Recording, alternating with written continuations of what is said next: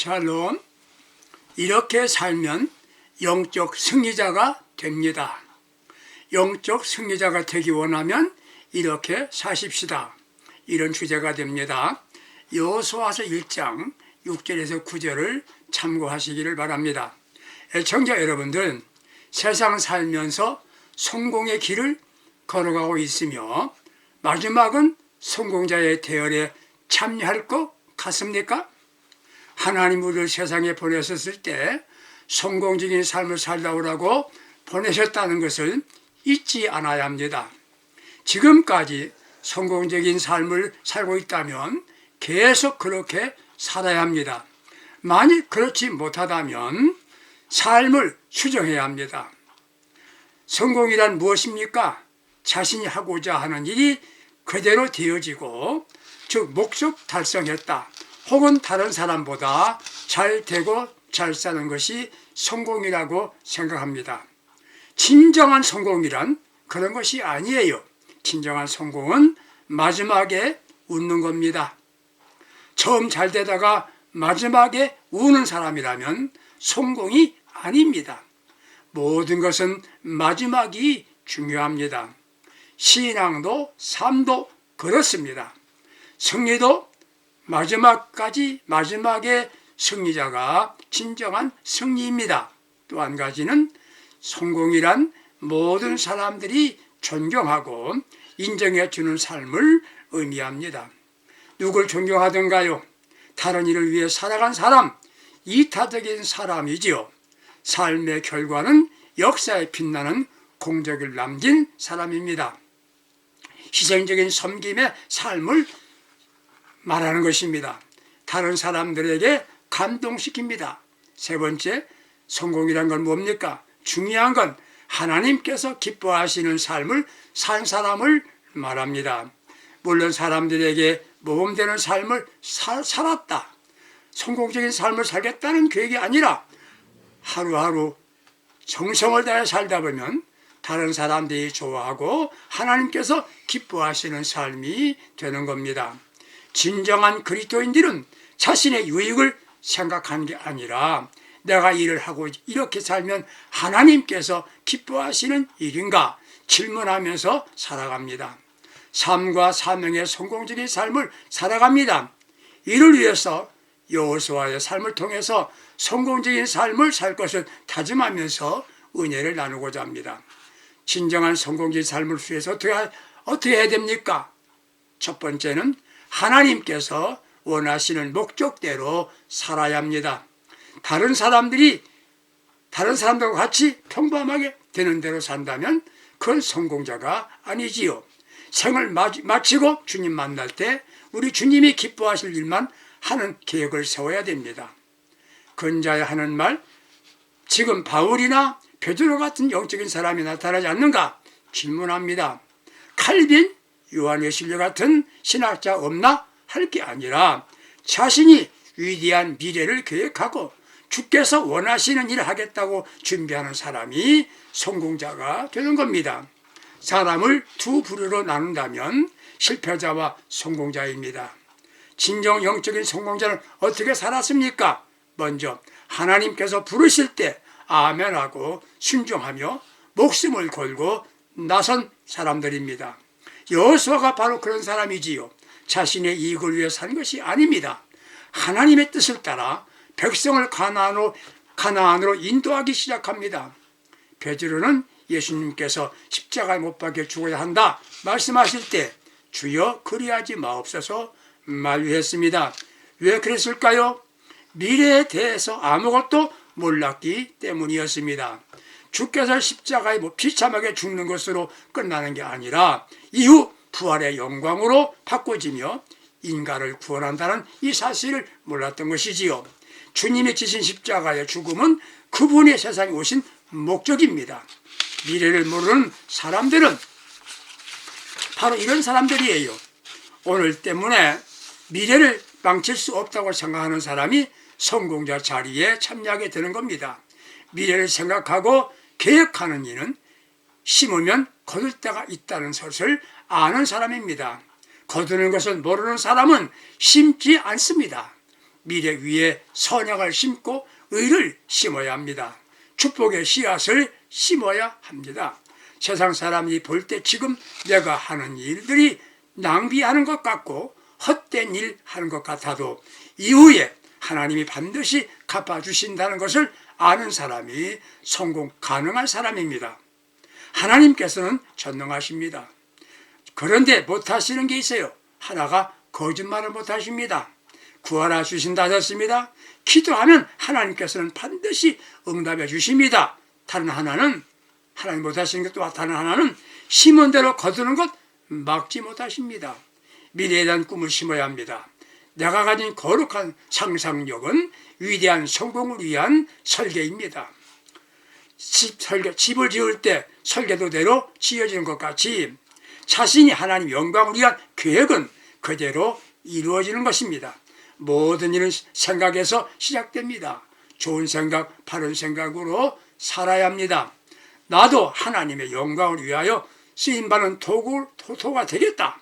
나도 위대한 일을 하는 사람이 되어야 한다는 결심을 해야 합니다. 그때부터 자신이 달라집니다. 먼저 열정적인 사람이 됩니다. 아무렇게나 살아보자. 생각도 계획도 없는 사람은 무능하고 나태하게 삽니다. 뛰어다니고 성공적인 삶 사는 사람은 항상 영어로 V자가 3개 기억하고 산답니다.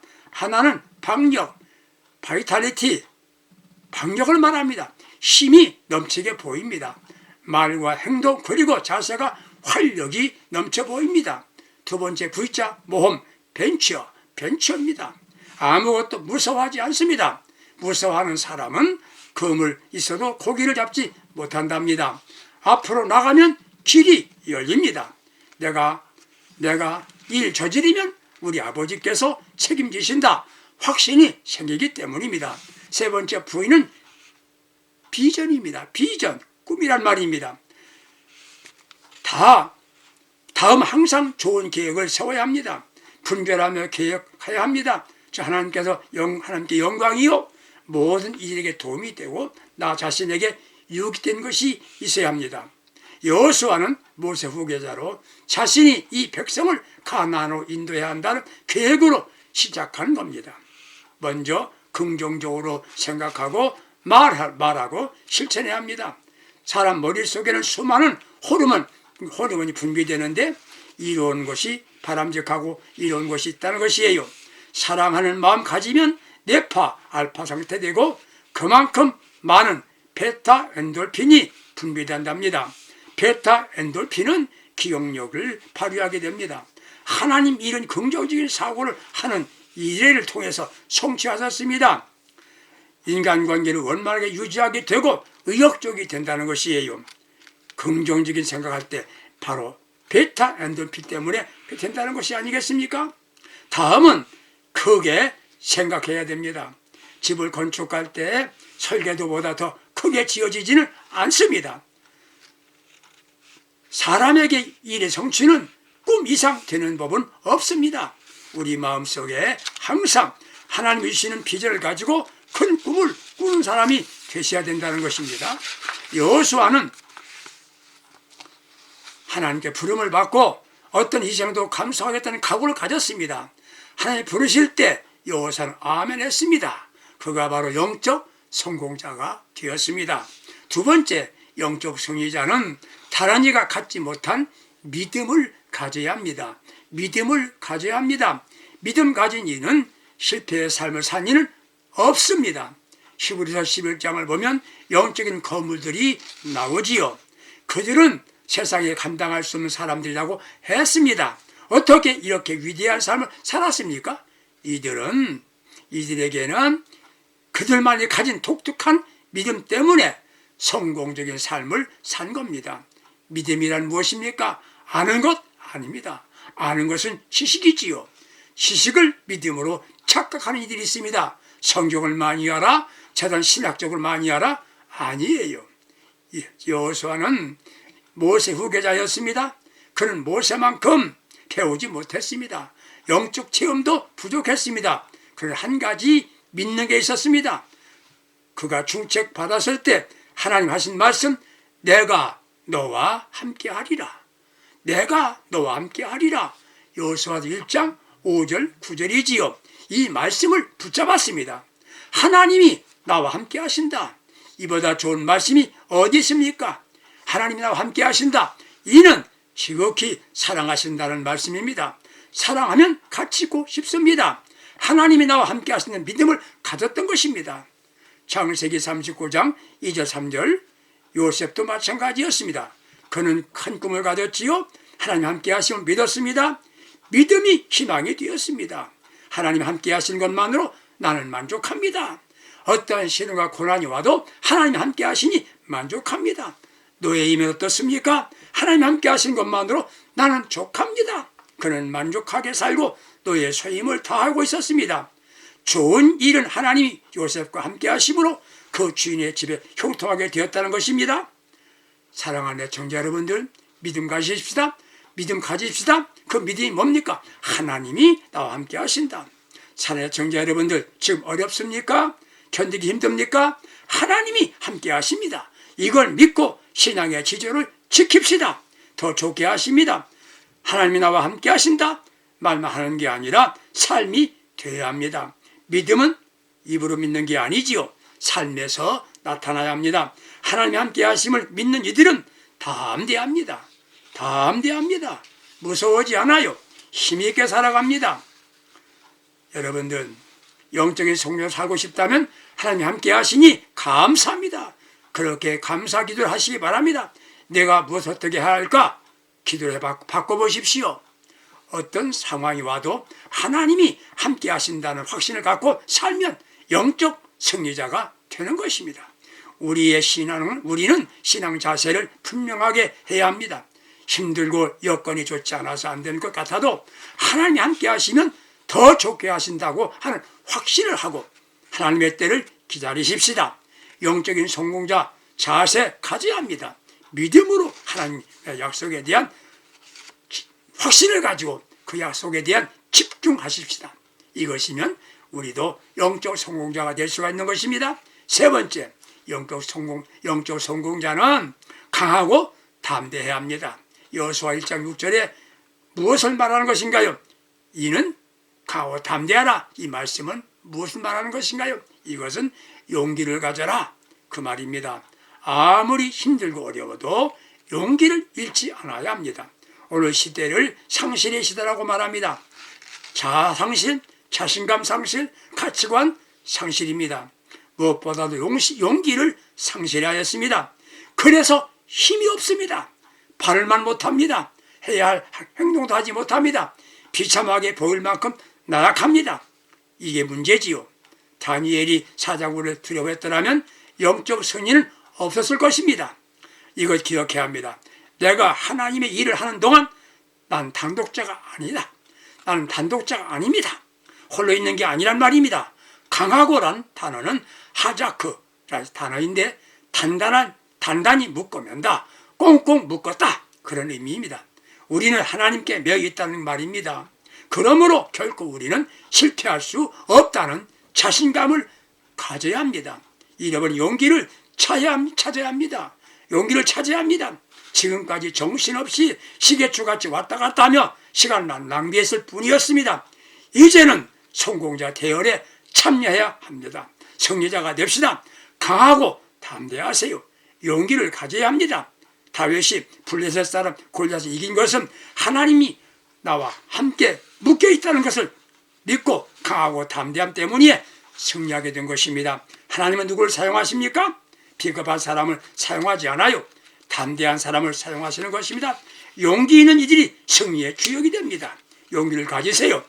강하고 담대하라 하십니다. 하나님만 의지할 때 용기가 생깁니다. 성령의 강력한 도우심을 의지할 때 강해집니다.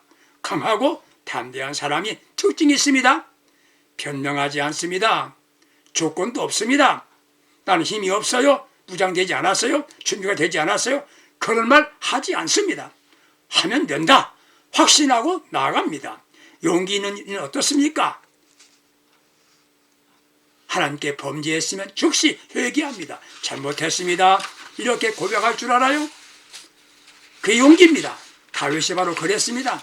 나단 선지자의 책망을 듣고 바로 내가 그 사람이요 맞다 회개했습니다. 회개는 용기 있어야 합니다. 내가 죽고 사는 것 회개 여부에 달려 있습니다. 잘못한 줄 알면서 잘못했다 말 못해서 해결이 안 됩니다. 용기 있는 이는 용서합니다. 용기가 없어서 용서를 못합니다. 마음속에 앙금까지 털어버리지 않으면 용서가 되지 않는 겁니다. 용기 있는 사람은 책임 있게 삽니다. 좋지 않은 일은 또 너 때문이야. 이게 문제지요. 잘못된 모든 건 내 책임입니다. 책임지는 사람 책임지는 마음을 가진 게 진정한 용기인 겁니다. 문제는 도전하는 용기가 있어야 합니다. 도전하는 용기입니다. 변화에 도전해야 합니다. 안 된다. 포기하지 말고 도전합시다. 이게 용기입니다. 사랑하는 애청자 여러분들, 용기 갖고 강하고 담대하십시오. 또 한 가지 용기가 뭡니까? 떠나는 것이 용기입니다. 옛 습관을 떠나야 합니다. 죄를 떠나야 합니다.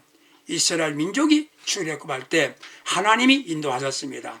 애굽을 완전히 떠날 때 인도하신 겁니다. 떠납시다. 이게 용기입니다. 실패하는 사람은 어떤 사람인가요? 두려워하며 자신감도 없고 떳떳하지 못한 생각과 삶을 사는 사람입니다. 강하고 담대합시다. 떳떳하고 자신감을 가져야 합니다. 용기와 담대함이 있어야 합니다. 이런 이들은 하나님께서 반드시 성공자가 되게 하십니다. 네 번째, 우리는 성공자가 되기 원하시면 계속 전진하는 사람이 되시기 바랍니다. 앞으로 나가는 사람만이 성공자가 되는 것입니다. 우리 앞에 항상 장애물이 있습니다.